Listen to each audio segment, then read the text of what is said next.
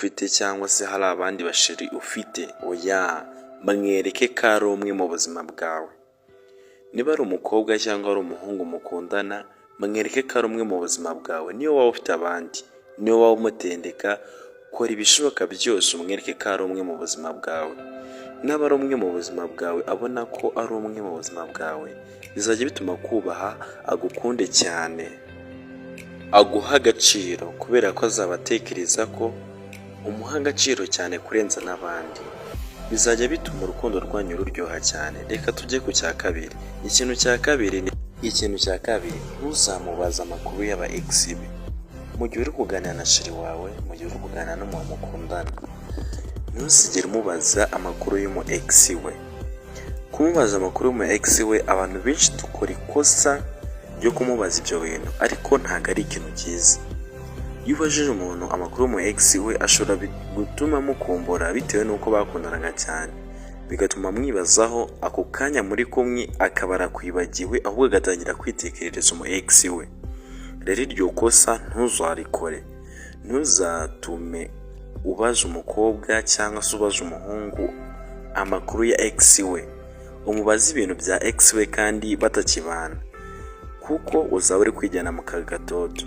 Nutabikora, urukundo rwanyu ruzaryoha rwose, kuko muzaganira ari weho gusa ari gutekereza, ndetse n'ubuzima bwanyu ariho buri.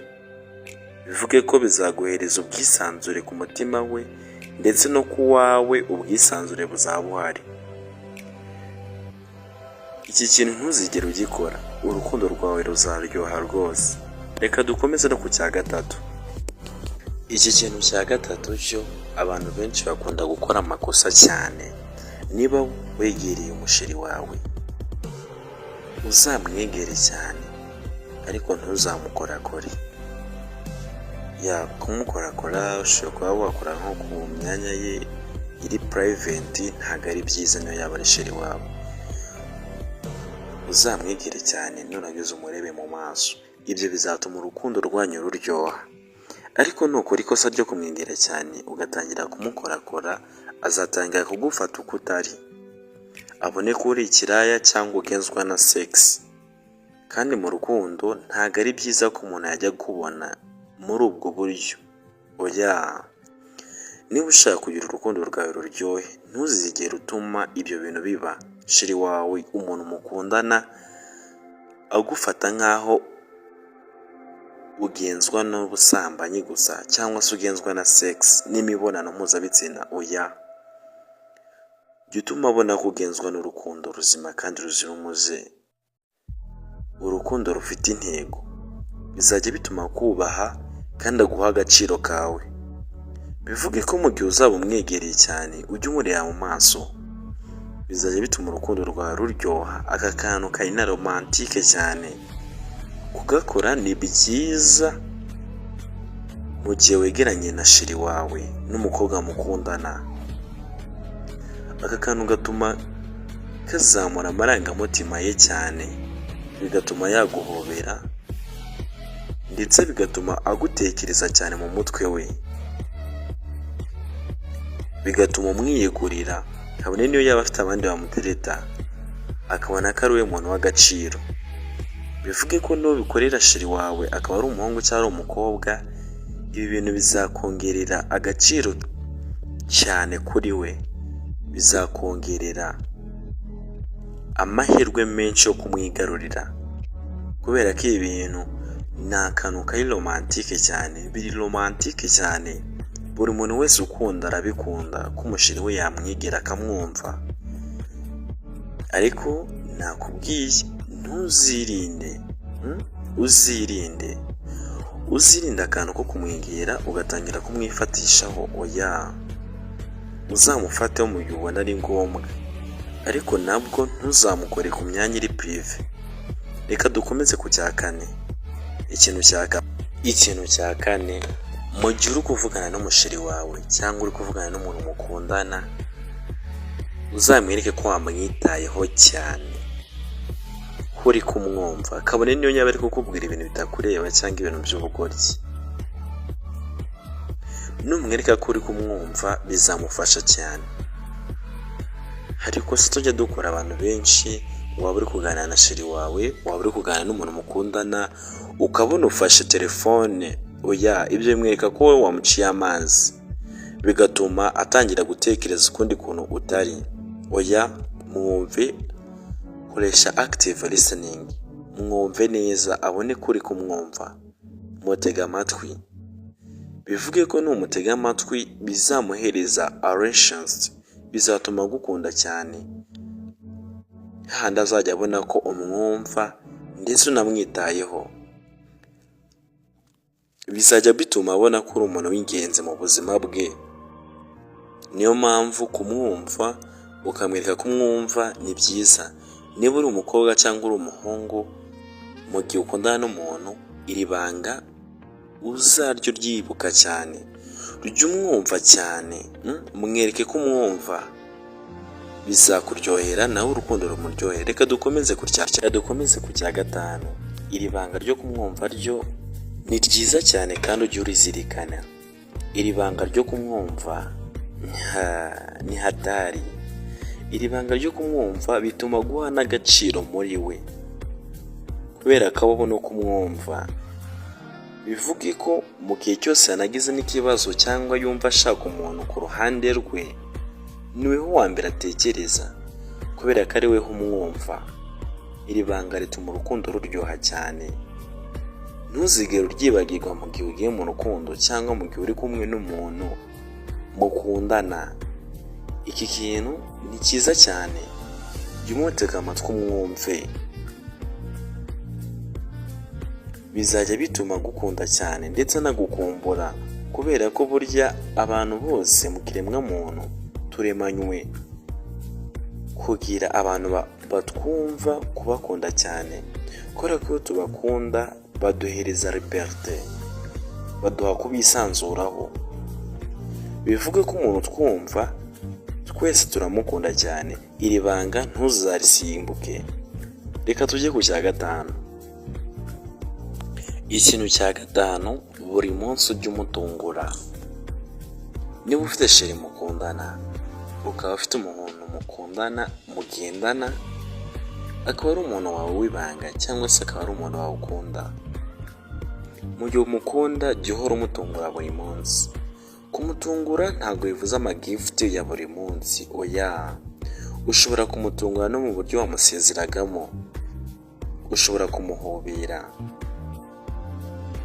ukamubwira nk'ijambo ryiza, warangiza ukamusezera, kubera ko ni byiza ko wajya umwereka utuntu dushyashya ntajya kumenyera, ntajya kubonera mu shusho imwe. Iyo atakubonera mu shusho imwe, buri munsi ahora uri mushya imbere ye. Buri munsi iyo uhora uri mushya imbere ye, biguha agaciro cyane, kuko ntaba yaramenya ngo umuri muntu ki, nta nubwo amenya ngo ese ushoboye bingana ute, ahubwo bituma urukundo rwanyu ruhora imbere cyane imbere ye. Ukajya uhora uri umuntu uri on top, ugahora uri umuntu abantu bakunda cyane, ndetse nawe akagukunda cyane. Impamvu agukunda ni uko buri munsi umutungura, buri munsi umwereka ibintu bishya, ukamwereka n'uruhande rwe rushya ataranazi. Bivuge ko iki kintu ntuzigere ukibagirwa mu gihe uri mu rukundo. Reka dukomeze ni ku cya gatandatu. Ikintu cya gatandatu cyo kiratunguranye cyane, kandi aya makosa dukunda guhura n'abantu benshi bafite aya makosa nawe ubwawe ushobora kuba uyakora utabizi. Iri kosa ntuzongere kurikora. Ushobora kwibaza ni irihe? Kumwereka ko usanzwe umeze nk'abandi.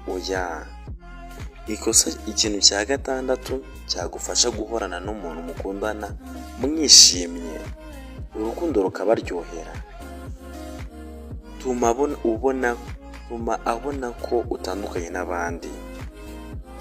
Aka kantu reka nkasubiremo neza.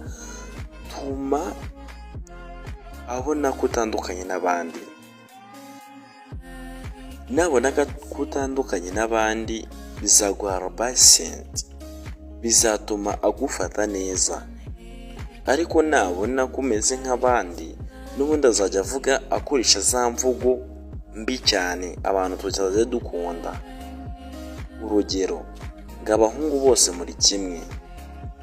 Urundi rugero, abakobwa nta muntu ujya ubizera, ibyo bintu ntabwo ari byiza. Oya, tuma abona ko utandukanye n'abandi, we uri unique, ufite umwihariko wawe mu rukundo. Ntumwereke ko umeze nk'abandi, oya, mwereke ko wowe utandukanye n'abandi. Numwereka ko utandukanye n'abandi, urukundo rwawe azajya rufata nk'ikintu gikomeye imbere ye, ndetse bituma urukundo rwawe rukuryohera cyane. Bizajya bigushimisha nawe urukundo rwawe ruryohe cyane. Iki kintu jya ucyitondera cyane, tuma abona ko utandukanye n'abandi. Ibi bintu ni ingenzi mu rukundo, ntuzigere ubyibagirwa ngo uhore umwereka ko umeze nk'abandi. Oya, tuma ubona ko utandukanye n'aba ex be, ubone ko atandukanye n'abandi. Ibyo bintu bizagufasha. Reka dukomeze. Urukundo rwanyu ruzabaryohera cyane, ndetse nawe urukundo uzarwishimiramo, kubera ko uzajya ubona ko mu bakobwa bose mwahuye atandukanye n'abandi, kubera ko uzajya ubona ko mu bahungu bose mwahuye atandukanye n'abandi. Ibi bintu rero ugomba kubyiga ku buryo azajya abona ko utandukanye n'abandi, utameze nkabo.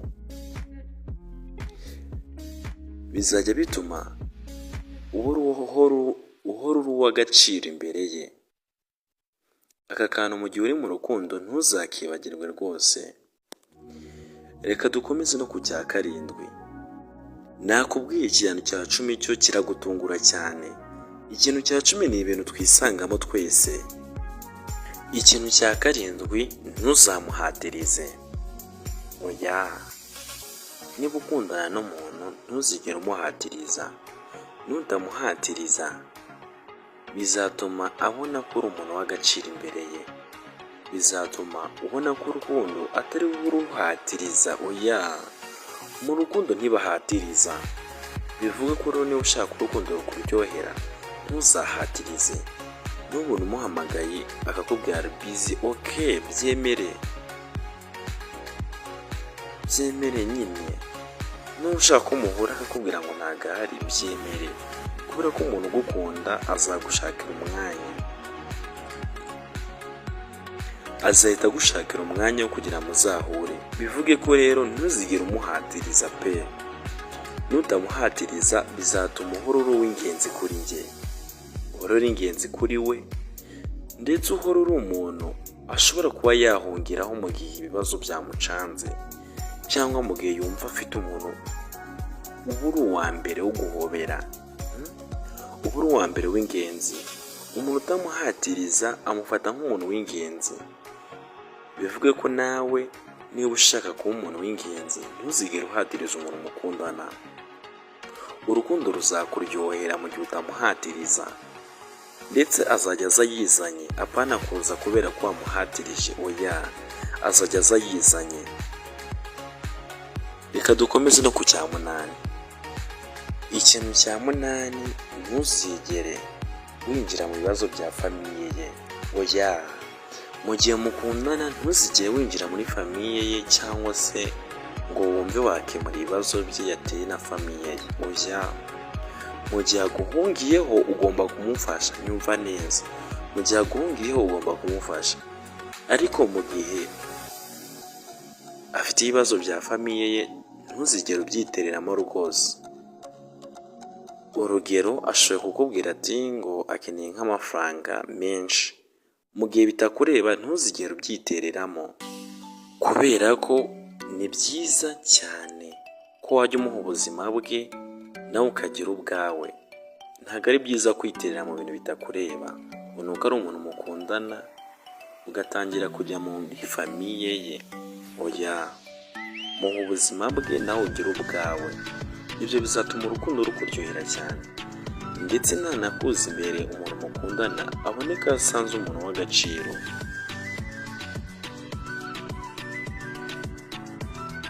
cyane, kubera ko azaba yumva ko anyuzwe no kukubona, anyuzwe no kukwitaho, aje kugira ngo muganire neza aruhuke ibibazo bya famiye ye. Ntuzigere umuntu atura ibibazo bye byose, oya. N'uwo umuntu atura ibibazo bye byose azakubona nk'umuntu umukemura ibibazo, ntabwo azaba akikubona nk'umuntu w'umukunzi. Iryo kosa ntuzarikore. Ikintu cya kenda, kuba proud ye, kuba proud ye cyane. Niba ufite umuntu mukundana cyangwa umuntu muri mu rukundo, mwereke ko ari we wa mbere. Ba proud ye cyane. Iyo uri proud y'umuntu bituma guha agaciro cyane, kubera ko abona ko nta soni ufite muri kumwe, cyangwa abona ko uri ikintu cy'agaciro imbere ye. Mu gihe utari proud ye rwose, bizakuvuna, urukundo ntabwo ruzaryoha. Ariko nuba proud ye ruzakuryohera cyane, ruzakuryohera cyane. Bivuge ko urukundo rwawe rwose ruzaryoha pe. Kuba proud y'umuntu bituma urukundo ruryoha. Reka tujye ku cya cyenda. Mukunde cyane, mu buryo mwaba muri kumwe abone ko wijijishije. Mukunde cyane kabisa. Ikintu cya cyenda, nabona umukunda cyane azajya abona ko ari we umuntu w'ingenzi mu buzima bwe. Bivuga ko iki kintu cya kenda ni icy'ingenzi mu rukundo rwanyu. Reka tujye ku kintu cya 10. Ikintu cya 10 nakubwiye ni karumbura. Ikintu cya 10 cyo nirurangiza. Reka tujye ku cya 10. Abakobwa bakunda umuntu bavunikiye, bakunda ikintu bavunikiye.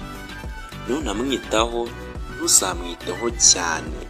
Numwitaho cyane bikabije, bizatuma atabona ko uri uw'ingenzi imbere ye.